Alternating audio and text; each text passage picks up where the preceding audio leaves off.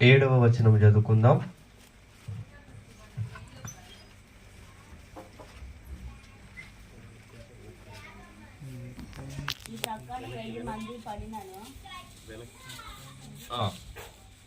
నీ ప్రక్కను 1000 మంది పడినను,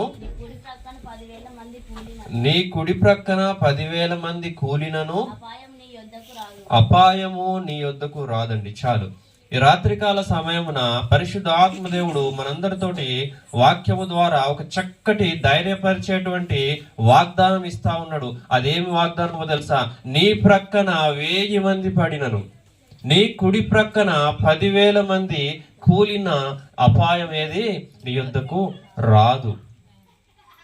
అనేక సార్లు మన చుట్టుముట్టిన మన పరిస్థితులను చూసి, మనకున్న కష్టాలను చూసి, శ్రమలను చూసి, ఆర్థిక సమస్యలను చూసి, ఇబ్బందులను చూసి ఎంతగానో భయపడిపోతా ఉంటాము కదండి.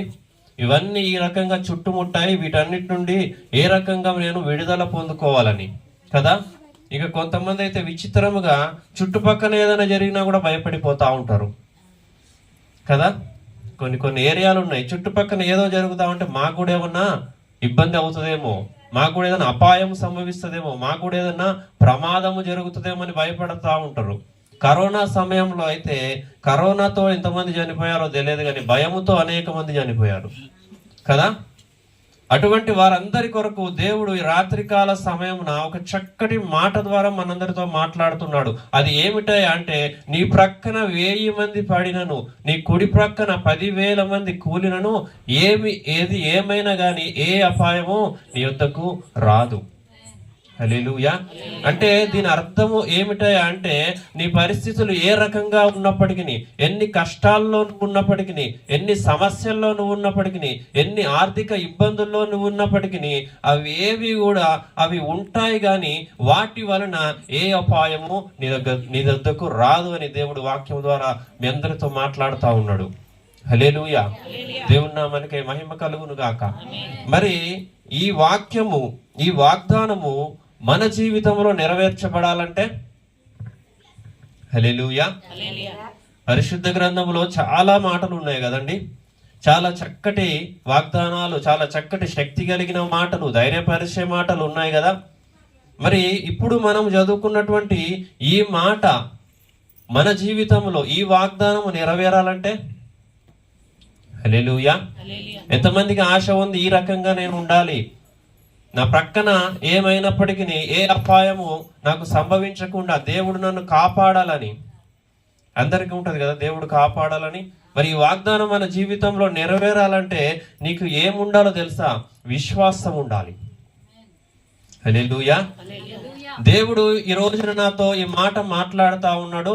నా ప్రక్కన 1000 మంది పడినను, నా కుడి ప్రక్కన 10,000 మంది కూలినను అపాయము నా యొద్దకు రాదని దేవుడు మాట్లాడుతా ఉన్నాడు. కనుక నేను దీన్ని విశ్వసిస్తా ఉన్నాను. ఈ రకంగానే దేవుడు నన్ను ఎల్లప్పుడూ కాపాడుతాడన్న విశ్వాసం మనకు ఉండాలా.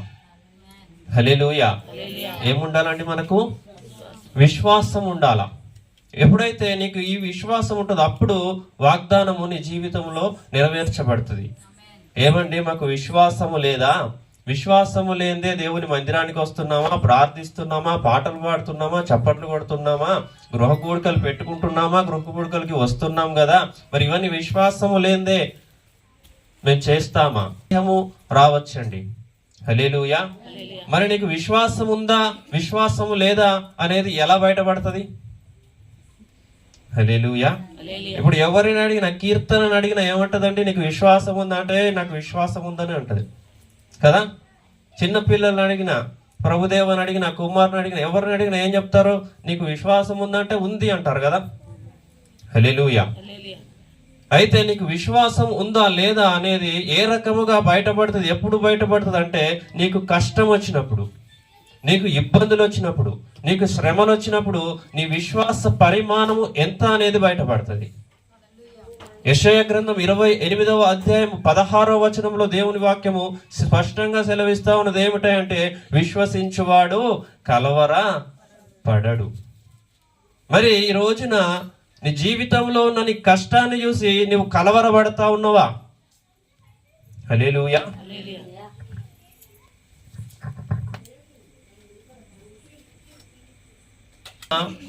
నీ జీవితంలో ఉన్న కష్టాన్ని బట్టి నువ్వు కలవరపడతా ఉన్నావా, లేక కలవరపడట్లేదా?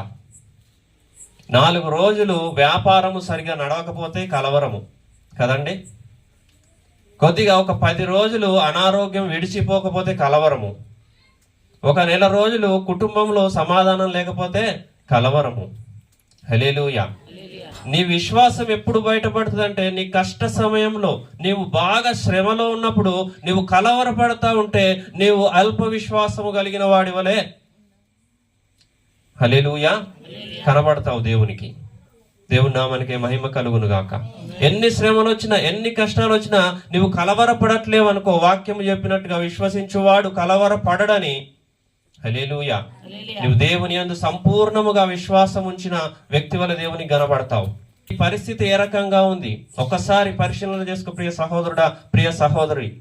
చిన్నపాటి కష్టానికి కలవరి పడిపోతా ఉన్నవా? చిన్నపాటి సమస్యకి కలవరి పడిపోతా ఉన్నవా? చిన్నపాటి ఇబ్బందులకి కలవరపడిపోతా ఉన్నవా?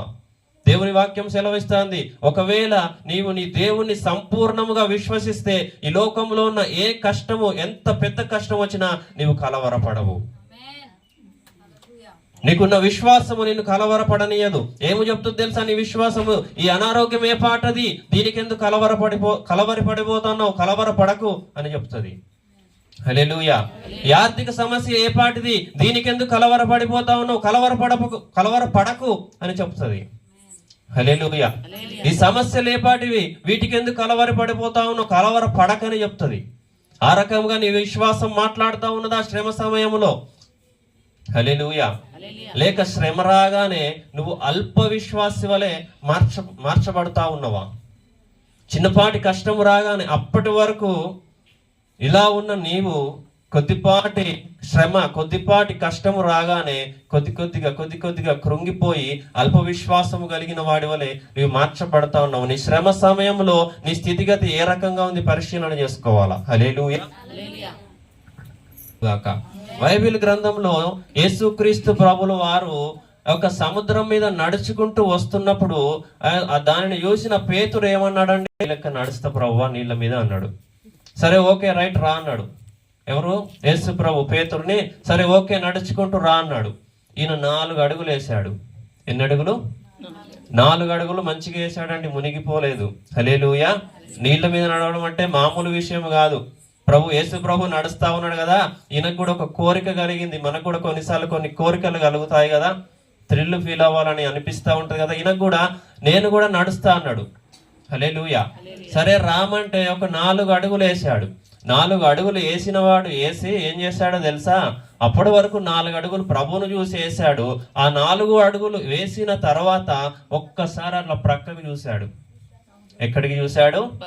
ప్రక్కకు చూశాడు. సముద్రంలో ప్రక్కన ఎట్లుంటదండి? చిమ్మ చీకటి. సముద్రముల దగ్గరికి ఎంతమంది వెళ్ళారండి? నేనైతే 2 సార్లు వెళ్ళాను. సముద్రము ఉదయకాలం చక్కగా ఉంటది. హల్లెలూయా. మేము సముద్రము దగ్గరికి పోయినప్పుడు, వైజాగ్ వెళ్ళినప్పుడు రాత్రి కాలము ఆ సముద్రము కనబడేటట్టు ఒక రూమ్ కావాలని వెతికాము. చెప్పిన మాట ఏమిటంటే, సముద్రము రాత్రి చూడడానికి ఏముండదండి, నల్లగా మారిపోతుంది, పగలే చక్కగా ఉంటుంది, రాత్రి చూస్తే భయపడతారని చెప్పారు. హల్లెలూయా. కనుక మేము అక్కడ తీసుకోకుండా సిటీలోకి వెళ్ళి రూమ్ తీసుకోవడం జరిగింది హోటల్లో. హల్లెలూయా. సముద్రం అట రాత్రికాల సమయం ఎట్లా ఉంటది? భయంకరంగా ఉంటది. ఈ పేతురు యేసు ప్రభును చూసి ఒక 4 అడుగులు వేశాడు. అప్పటిదాకా బానే ఉన్నాడు. ఒక్కసారి పక్కకు చూశాడు. గాలిని చూసి ఏమై చేశాడు తెలుసా? ఆ సముద్రం మీద గాలి ఎలా వస్తా ఉంటాయి, అలలు ఎలా వస్తా ఉంటాయి, వాటి వైపు చూశాడు. వాటి వైపు చూసి ఏమయ్యాడు తెలుసా? భయపడ్డాడు. హల్లెలూయా. యేసు ప్రభును చూసినంతసేపు ఈయన భయపడలేదు, కానీ ప్రక్కన ఉన్నటువంటి స్థితిగతులను చూడగానే ఏమొచ్చింది? భయం వచ్చేసింది. హల్లెలూయా. భయపడిపోయి అప్పటిదాకా నడిచిన వాడు కాస్త ఏమయ్యాడు తెలుసా? మునిగిపోసాగనని రాయబడి ఉంది మత్తయి సువార్త 14:30 హల్లెలూయా. అప్పటి వరకు చక్కగా నడిచాడండి. అప్పటి నుండి ఏమయ్యాడు? ఆయన లోతులోకి మునిగిపోతా ఉన్నాడు. అప్పుడు ప్రభు ఒక మాట అన్నాడు. ఏమన్నాడు తెలుసా? అల్ప విశ్వాసి ఎందుకు సందేహించితివి? హల్లెలూయా. ఈయన దేనికి మునిగిపోయాడండి? సందేహం వలన కదా. అల్ప విశ్వాసము ఈయనలో ప్రవేశించినప్పుడు ఈయనకి ఏం కలిగింది? సందేహము కలిగింది. మొదటి అడుగులోనే మునిగిపోయాడు ఆయన? మునిగిపోలే. యేసు ప్రభువును చూసి 4 అడుగులు వేసినంతసేపు చక్కగా ఉన్నాడు. ఎప్పుడైతే ప్రక్కకు చూశాడో, నేను నీటి మీద నడవడం ఏంటి, అసలు నీటి మీద నడవడం సాధ్యము కాదు కదా. హల్లెలూయా. నీటి మీద నడవడం సాధ్యం అవుతుందా అండి? ప్రాక్టికల్ గా ఎవరైనా నడుస్తారా నీటి మీద? కదా, నడవలేం, ఒక్క అడుగు కూడా వేయలేం కదా. పేతురు యేసుప్రభు రమ్మన్నప్పుడు ధైర్యంగా యేసుప్రభుని చూసి ఒక 4 అడుగులు వేసాడు, గాని వెంటనే ఏమయ్యాడు తెలుసా? అల్ప విశ్వాసము చేత గాలిని చూసి భయపడి, నేను నీళ్ళ మీద నడవడం ప్రాక్టికల్ గా వర్కౌట్ కాదు కదా అని ఆలోచన చేశాడు. కుదరదు కదా అని ఆలోచన చేశాడు. ప్రభువును చూడడం మానేశాడు, భయపడడం మొదలు పెట్టాడు. వెంటనే ఒక అల్ప విశ్వాసము చేత ఆ పేతురు మునిగిపోసాగనని దేవుని వాక్యం సెలవిస్తా ఉంది. నీవు నీ జీవితంలో, నీ ఆత్మీయ జీవితంలో ఎప్పుడైతే యేసు ప్రభువును చూసి అడుగులు వేస్తావో అప్పటిదాకా నువ్వు చక్కగా నడుస్తావు. ఎప్పుడైతే నీ చుట్టూ ఉన్న పరిస్థితులను, శ్రమలను, కష్టాలను, అనారోగ్యాలను, ఆర్థిక సమస్యలను, అసమాధానాలను పక్కకు తిరిగి చూస్తావో అప్పుడు ఈ పేతురు వలె మునిగిపోతావు. హల్లెలూయా. ఎంతమంది మీ జీవిత ప్రయాణంలో ప్రభు వైపే చూసి ఎన్ని కష్టాలను నడుస్తా ఉన్నారు, లేదా పదే పదే చుట్టూ ఉన్నటువంటి కష్టాలను చూసి మునిగిపోతా ఉన్నారు. హల్లెలూయా. దేవుని నామానికి మహిమ కలుగును గాక.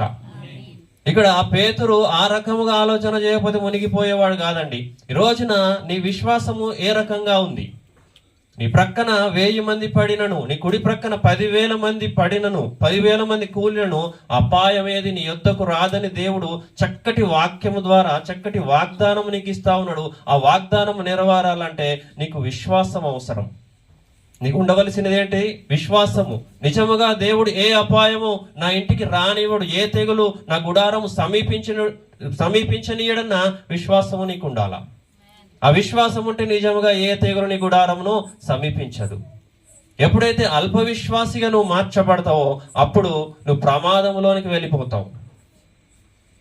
బైబిల్ గ్రంథంలో ఒక చోట రాయబడి ఉంది, వారి అవిశ్వాసము వలన ఆయన ఏ కార్యము చేయలేదని.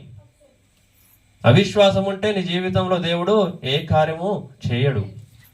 ఎప్పుడైతే నీకు కష్టాలు ఉంటాయో, శ్రమలు ఉంటాయో, సమస్యలు ఉంటాయో వాటిని ఎదుర్కొనటకు ఏం కావాలండి? విశ్వాసము. విశ్వాసముతో పాటు భయపడకుండా ఉండాలంటే ఏం కావాలా? ధైర్యము కావాలా. హల్లెలూయా. నువ్వు ఈ భూమి మీద ఏ పని చేయాలన్నా ధైర్యము కావాలా. ఒక వ్యాపారం చేయాలన్నా ధైర్యము కావాలా. చేతి పని వనకకుండా చేయాలన్నా ధైర్యము కావాలా కదా. ఏ వ్యాపారం పెట్టాలన్నా, ఏ ఉద్యోగం చేయాలన్నా, బయటికి వెళ్ళి నువ్వు ఏమి సాధించాలన్నా ధైర్యము కావాలా. నీ శ్రమ సమయంలో, నీ కష్ట సమయంలో నువ్వు పడిపోకుండా నిలబడాలంటే నీకు ధైర్యము కావాలా. మరి ఆ ధైర్యం ఎక్కడి నుంచి వస్తుంది? హల్లెలూయా. ఏదైనా సూపర్ మార్కెట్కి వెళ్ళి ఒక 2 కేజీల ధైర్యం ఇవ్వండి అని అడుగుతిస్తారా అండి? హల్లెలూయా. మరి ఆ ధైర్యం ఎక్కడి నుంచి వస్తుంది చూద్దామా. యోబు గ్రంథం 4వ అధ్యాయము 6వ వచనం.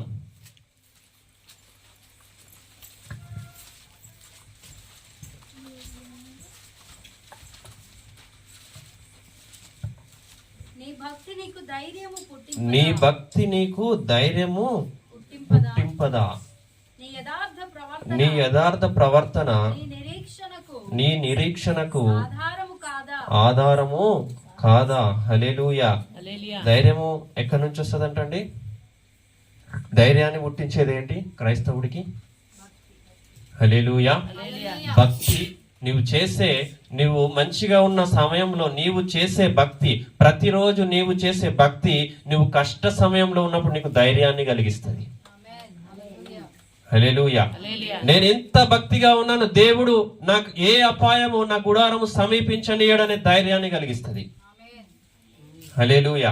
నేను దేవునిలో సరిగ్గా ఉన్నా, ప్రార్థన చేస్తున్నా, వాక్యం చదువుతున్నా, మందిరానికి వెళుతున్నా, నా భక్తిని చక్కగా కాపాడుకుంటా ఉన్నా అనే ఇది నీకు ధైర్యాన్ని కలిగిస్తుంది. ఈ భక్తి నీకు ఏం పుట్టిస్తుందట?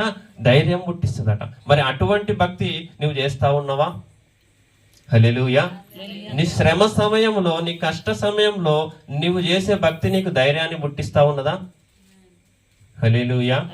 అమ్మో, ఇన్ని రోజుల నుండి సరిగ్గా మందిరానికి వెళ్ళట్లేదు, ఏమవుతుందో ఏమో అని పిరికితనాన్ని కలిగిస్తా ఉన్నదా?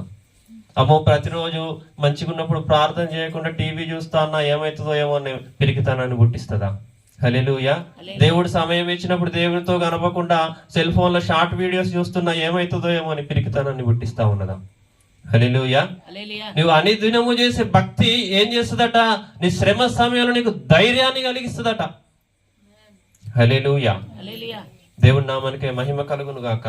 ఇంకేం చేస్తుందంట? నీ యథార్థ ప్రవర్తన నీ నిరీక్షణకు ఆధారము కాదా? హల్లెలూయా.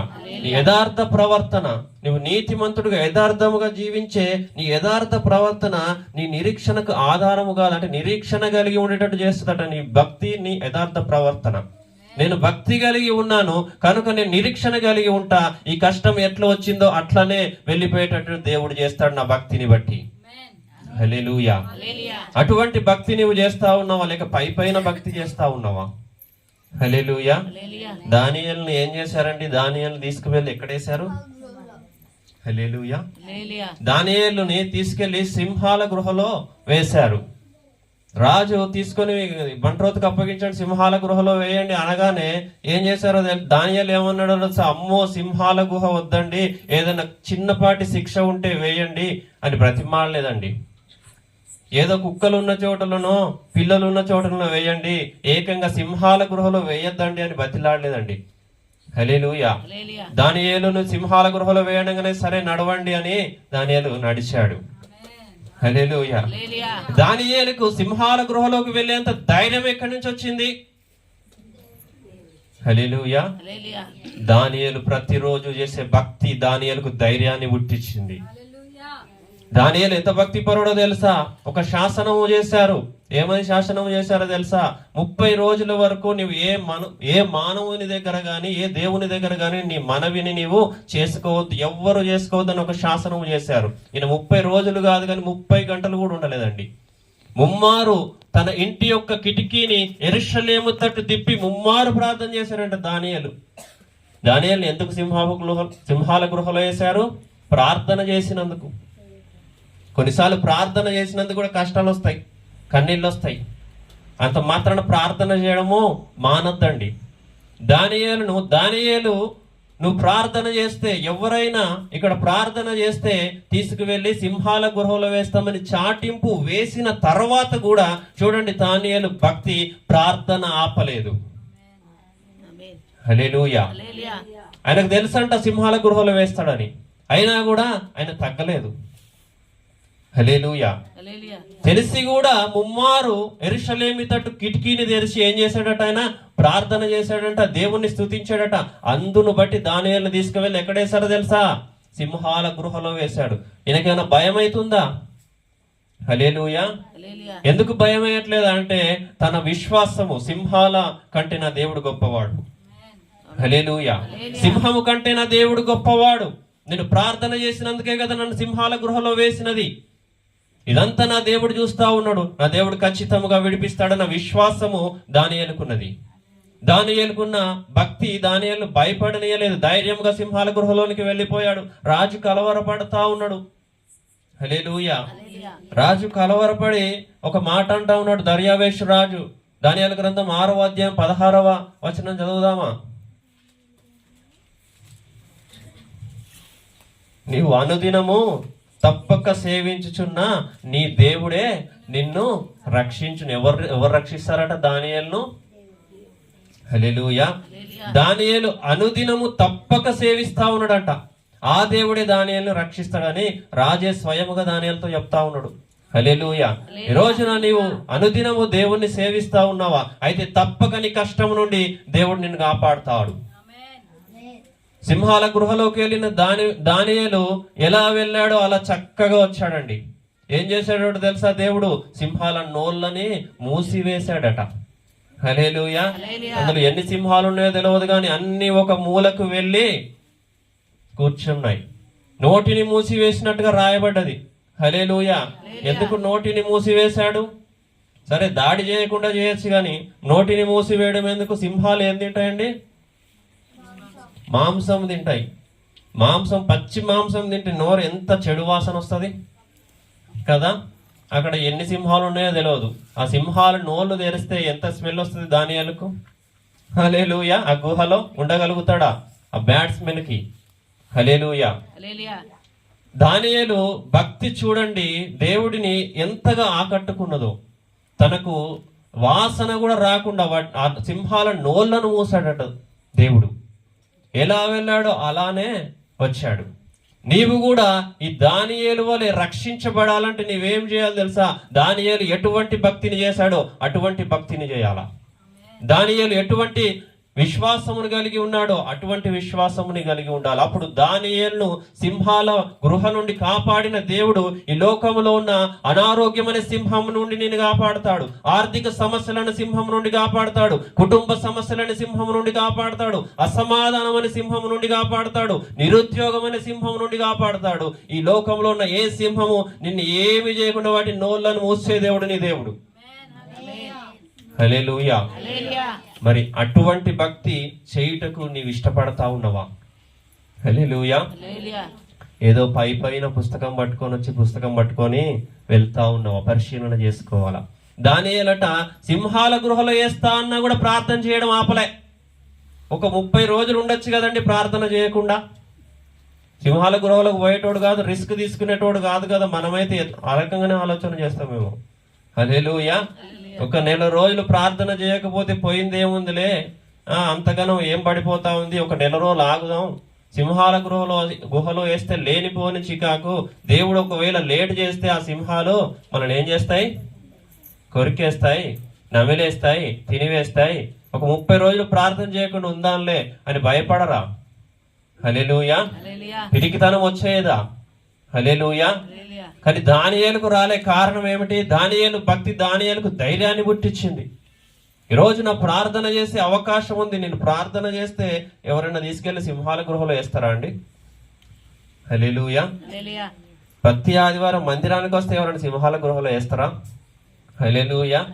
గృహ కూడిక ఎక్కడ జరుగుతుందో తెలుసుకొని అక్కడికి వచ్చి ఒక అర్ధగంట, ఒక పావు గంట వాక్యం వింటే ఎవరైనా సింహాల గృహలో వేస్తారా? వేయరు కదా. అయినా మనం రావట్లే. హల్లెలూయా.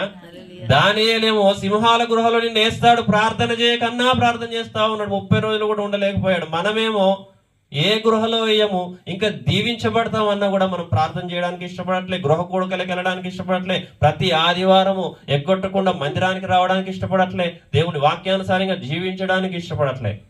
హల్లెలూయా. మరి ఎట్లా నీ శ్రమలో నువ్వు కలిగి ఉన్న ఇటువంటి భక్తి నీకు ధైర్యాన్ని పుట్టిస్తుంది, పిరికితనాన్ని పుట్టిస్తుంది ఇటువంటి భక్తి. హల్లెలూయా. నువ్వు మంచిగా ఉన్నప్పుడు దేవునికి దూరముగా ఉండి నీకు శ్రమ రాగానే ఏమొస్తుంది తెలుసా? పిరికితనం వస్తుంది. ఎందుకయ్యా అంటే నువ్వు మంచిగా ఉన్నప్పుడు సరైన భక్తి చేయలే. అందుకే నీవు శ్రమ రాగానే పిరికివాడి వలె మార్చబడతావు. దానియేలు దగ్గర ఉన్న ధైర్యం నీ దగ్గర కనబడదు. ఎందుకంటే దానియేలు చేసే భక్తి నువ్వు చేయట్లే. హల్లెలూయా. చాలా బాధాకరం ఏంటంటే ప్రతిరోజు కనీసం ఒక్కసారి కూడా ప్రార్థన చేయని వాళ్ళు ఉన్నారు. హల్లెలూయా. నెలలో క్రమం తప్పకుండా 4 వారాలు 5 వారాలు ఖచ్చితంగా వచ్చేవారు ఉన్నారు, కానీ రాని వారు కూడా ఉన్నారు కదండి. హల్లెలూయా. ఏ కారణం రాకుండా చేసేది? ఏదేదో పలు విధములైన కారణాల చేత. హల్లెలూయా. ఇటువంటి భక్తి నీవు కలిగి ఉంటే నీ కష్ట సమయంలో నీ భక్తిని దేవుడు జ్ఞాపకం చేసుకొని నీ జీవితంలో కార్యం ఎట్లా చేస్తాడు? హల్లెలూయా. దేవుడు నీ కష్ట సమయంలో కార్యం చేయాలంటే నువ్వు చక్కగా ఉన్నప్పుడు కూడా నీ భక్తి కూడా ఆ రకంగా ఉండాలి. దేవుడి విషయంలో నువ్వు కాంప్రమైజ్ అవ్వడానికి వీల్లేదు. ఆదివారం పని వచ్చదా? మానేయి. హల్లెలూయా. ఒక 2000 పోతాయా, 1500 పోతాయా? తెల్లారి దేవుడు నీకు 4000 ఇస్తాడు. హల్లెలూయా. వీలుంటే గృహ కోడికలు చుట్టూ జరుగుతా ఉన్నాయి. 1 గంట సేపే గృహ కోడిక. 7:30కు వస్తే 8:30కు నిన్ను వదిలేస్తారు. గృహ కూడికకు రావడానికి ప్రయత్నం చేయి. హల్లెలూయా. దైవ సేవకుడితో ఫోన్ చేసి బతిలాడించుకోమాక. హల్లెలూయా.